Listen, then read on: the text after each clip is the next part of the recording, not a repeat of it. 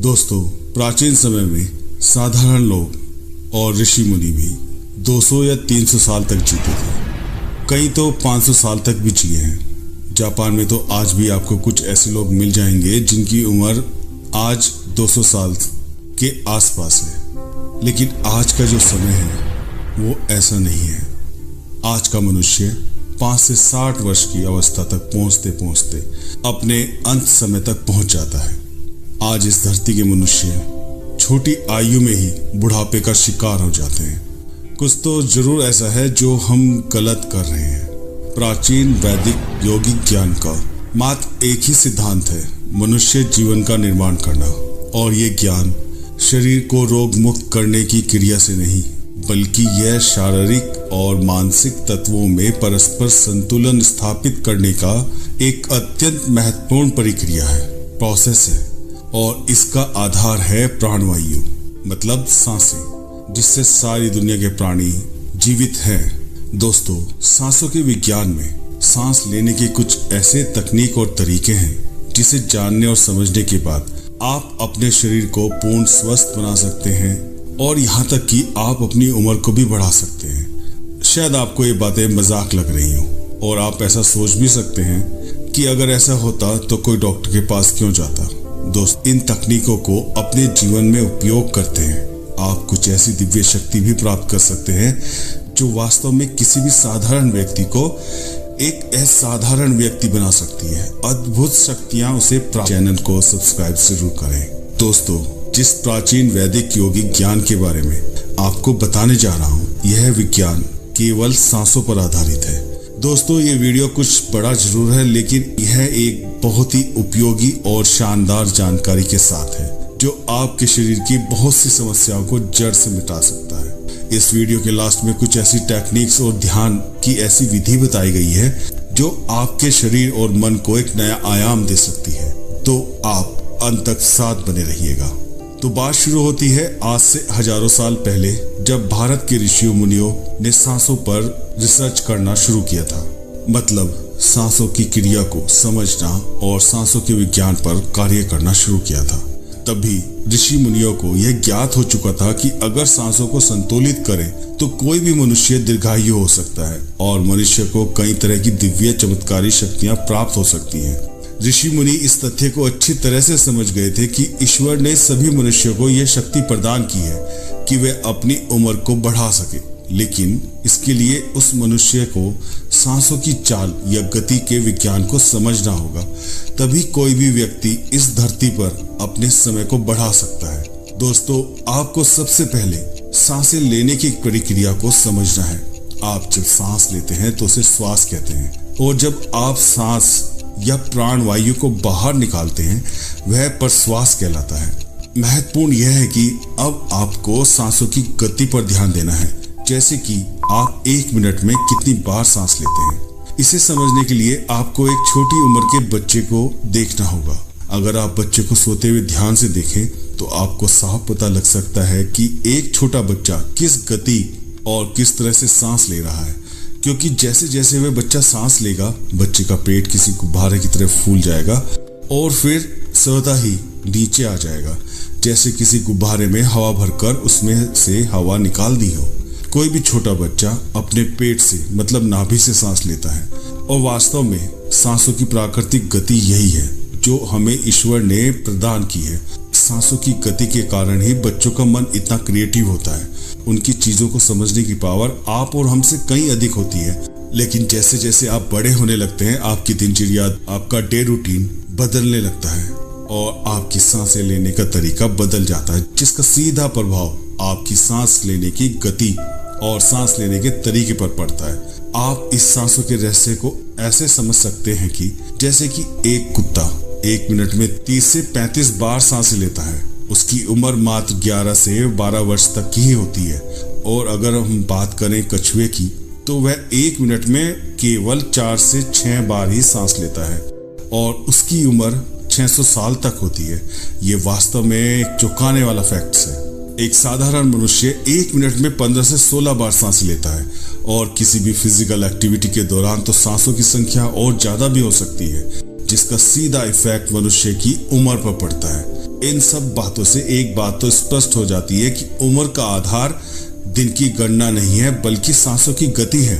और इस बात को हमारे प्राचीन ऋषियों ने आज से कई हजार साल पहले समझ लिया था और सांसों के विज्ञान पर काम करना शुरू कर दिया था। भारत के प्राचीन गुरु ने कुछ ही समय में सांसों की कुछ ऐसी यौगिक तकनीकों का निर्माण कर लिया था जिनसे किसी भी मनुष्य की उम्र को बढ़ाया जा सकता है और शरीर को रोग मुक्त करके स्वस्थ रखा जा सकता है।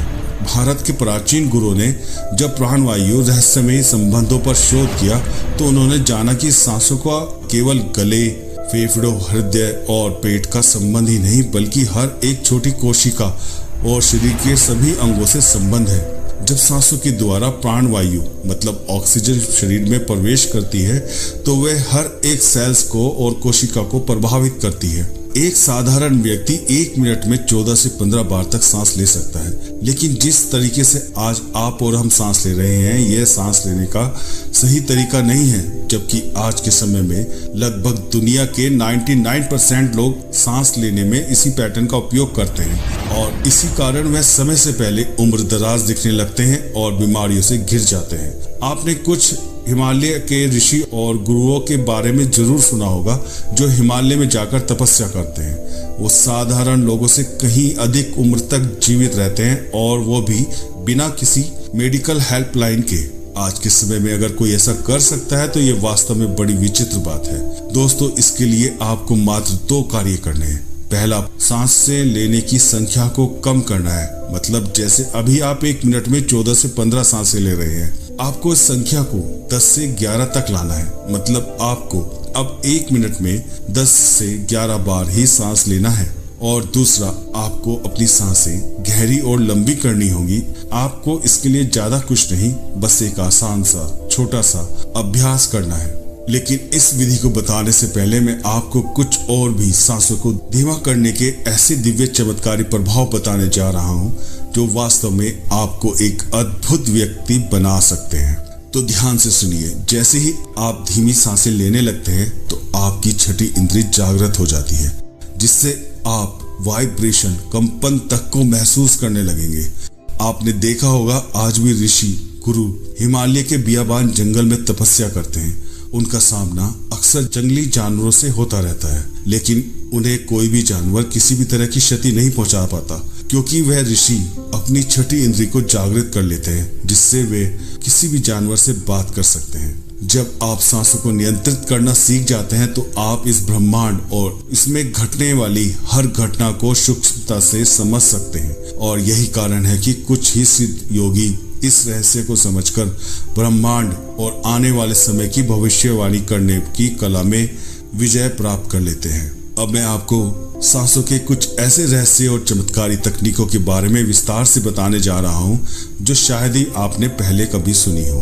अगर आप किसी सच्चे योगी साधक को ध्यान से देखें तो आपको उसके चेहरे पर एक गजब सा ठहराव और उसके चेहरे पर एक अलग तरह की चमक दिखाई देगी। वो किसी भी परिस्थिति में खुद को स्थिर और शांत रख सकते हैं। वह अपनी सांसों पर नियंत्रण रखकर अपने मन को भी कंट्रोल कर लेते हैं, जिसका असर उनके व्यक्तित्व पर साफ साफ दिखाई देता है। आपने कुछ ऋषि मुनि और योगियों के बारे में सुना होगा कि वो 150 और 200 या फिर 300 सालों तक इस दुनिया में जीवित रहे हैं। तो आखिर वो इतने लंबे समय तक खुद को कैसे जीवित रख पाते हैं? वह इसलिए अपने आप को इतने लंबे समय तक जीवित रख पाते थे क्योंकि वे सांसों लेने की उस तकनीक के बारे में जानते थे जिससे उनका शरीर लंबे समय तक स्वस्थ रहता था।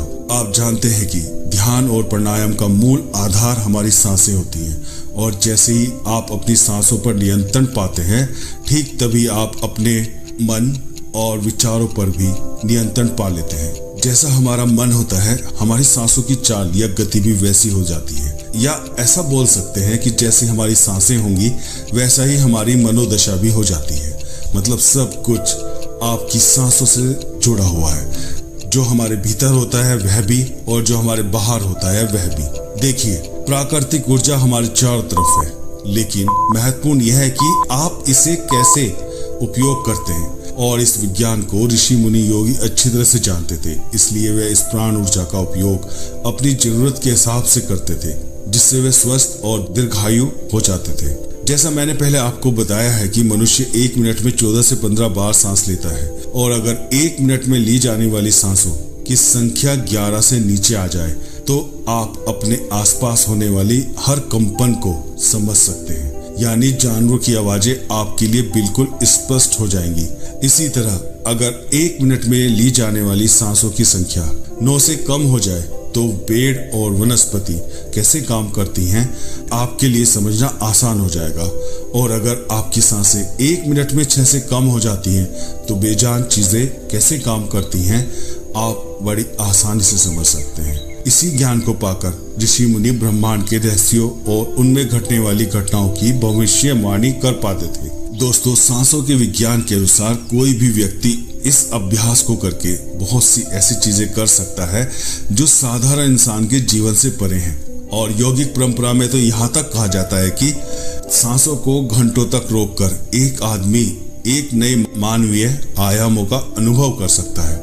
यौगिक परंपराओं का पालन करने वाले स्वामी रामा हिमालय की गुफा में रहा करते थे। उन्होंने बचपन से ही सांसों पर अभ्यास शुरू कर दिया था। 1970 में अमेरिका में एक रिसर्च हुआ जिसमें स्वामी रामा ने अपनी सांसों पर नियंत्रण करके अपनी सांस और शरीर में बहने वाली प्राणवायु को रोक दिया था। लेबोरेटरी में मौजूद सभी डॉक्टर ने स्वामी रामा के शरीर पर रिसर्च की और उन्हें मृत घोषित कर दिया था, लेकिन इस अवस्था में भी स्वामी रामा सब कुछ महसूस कर सकते थे और वह पूरी तरह से स्वस्थ थे। यह सब देखकर वह रिसर्च टीम दंग रह गई थी। स्वामी रामा ने बताया था कि अगर आप अपनी सांसों को समझ गए तो आपके शरीर में होने वाली सभी बीमारियां जिनका इलाज आज मेडिकल साइंस के पास भी नहीं है, सांसों के माध्यम से उन्हें भी ठीक किया जा सकता है।